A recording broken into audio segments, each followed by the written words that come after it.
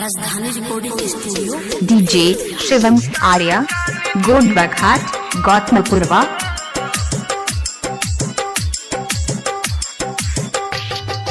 Music by DJ Umesh Shukripur Bazar.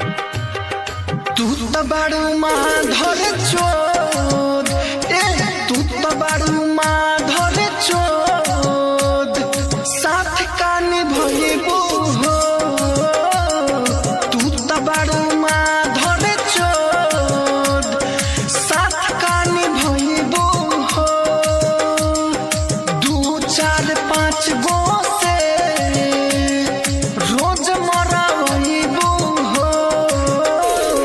तू तो बड़ू माधर चोद साथ कानी भइबू हो।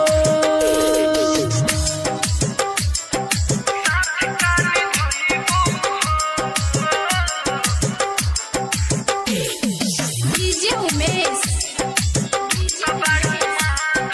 शुक्रिपुर बाजार।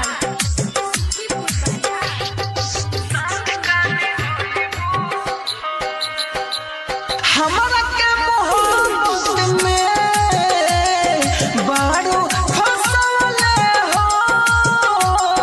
हमरा के मोहब्बत में बारू फसले हो। बारू तू कमेन लइकी बारू तू कमेन लइकी केतना